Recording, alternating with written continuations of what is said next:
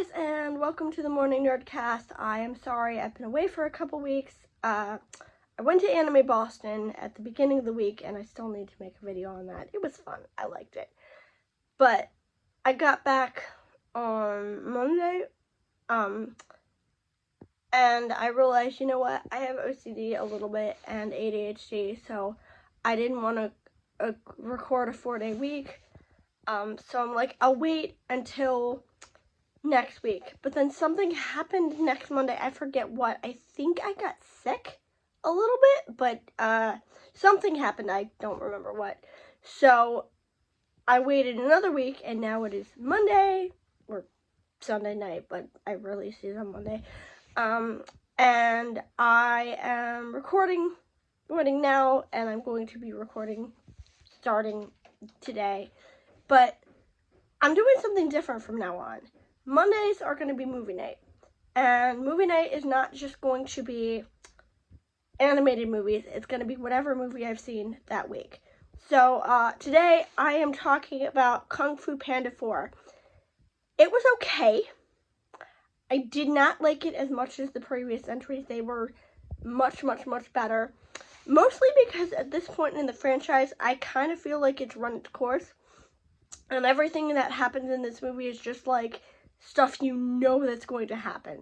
Like, Po is asked to pick a successor, which I think is really stupid, because normally when you're asked to do that, it's because you're getting old and you're gonna die. But like, he's asked to train somebody, and he meets her, and he fights with her because she's a thief, and you know, he can't entirely trust her, blah blah blah blah. And they go to the city, and she introduces him to her family. And the minute she said, "Oh, somebody took me off the street and raised me," I'm like, it's the villain. I knew immediately it was the villain. And I was right. It is, in fact, the villain who raised her. And she turns on him, and they fight, but then she changes her mind, and then, you know, they fight some more. It was all very predictable. And maybe I'm getting older, but, like, the potty humor just wasn't funny anymore. Like, his needing to eat jokes, his constantly thinking of dumplings, the fart jokes, it didn't land this time. The best part of this movie was the side story of his dad's, because now he has two dads. Because in the last movie, which I actually did not see and I should get to, he was introduced to his birth father, and his birth father and Ping, his adoptive father, they decide to go find him. And I know I shouldn't like this because I didn't like it in Up Onward, but it was so funny to watch them, like, be completely out of their element and not know what they were doing, and they, like, BS their way through every situation, because his father, like, "Oh, you know, I'm the great something or other, and I'm gonna," but no, in reality, they were just complete cowards who had absolutely no idea what they were doing or where they were going, and it was super funny, and it was super cute, and I kind of wish the whole movie had just been that. Like, just, that was great. I kind of wish it had just been a short, because I kind of wish that had been a short, meaning, because that was super adorable. It did pad the movie, made it more enjoyable, but it did also pad the movie and make the movie, like, twice as long as it needed to be. I did like Poe's dynamic with Shen. I like the fact that she didn't put up with his crap, and I loved, the best part of this movie was the fighting. Obviously, that's what this movie is known for. It looks incredible, it's very well choreographed, and I love the fact that they use Shen's size as a fight mechanic, because she's tiny, so she can slip into places, she can scoot at people's sleeves, she can scoot underneath people, and I thought there were some really, really, really cool instances of that. You know, I also like the fact that she was able to, you know, basically BS her way out of any situation. I am one of the people who actually genuinely likes Awkwafina, so her dynamic with Jack Black was very cute.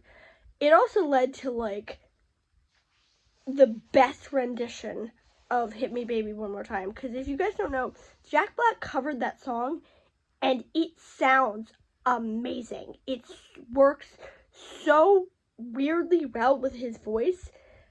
And I know that people are going to be like, oh, well, it's a different type of cover. It works so freaking well. The Furious Five were not in this movie. They were, like, off doing other things. And I do kind of wish they'd, like, explored that more. But basically, this movie was average. I also don't like the fact that the movie was basically fan service. Because if you don't know, the villain... I did not mean to do that. The villain, who was played by Viola Davis, who rocked it, obviously. Viola Davis is amazing at everything. She opened the portal so that she could steal all of the other villains' fighting mechanics. And the thing about it is, it felt like they only reintroduced them for that, and so that they can show them off and say, hey, look at all these people who were in the previous movies. And I didn't really like that. I mean, they were awesome, don't get me wrong, but, like, at the same time, it felt like it felt like they were just there to be a mechanic. And J.K. Simmons, who is huge and I love, I don't even think he got any. Did he get lines? I forget if he got lines. But it's funny, thinking about this, you know what I wish? And I just realized this. They introduced Tai Lung, and if you guys don't know, in the series, they introduced Tai Lung's nephew, who was awesome. And I actually kind of wish he was introduced as Poe's potential protege, because Poe has experience with him, and they fought before, and he knows his nephew. I forget his nephew's name, but he knows how he fights. I guess this is just like wish fulfillment because I like Danny Cooksey and I miss him. But basically, this movie was average. I like the villain design. I like the fighting. I like the dynamic between Poe and Shen. I actually kind of wish it turned into a television series, because they made a television series based off of most of the movies. So I wouldn't be surprised if it did, and I would actually really, really watch that. But it's predictable. It's meh. And next time I'm probably going to get to Wish. I don't think it's going to be as bad as everybody else says, but we will see.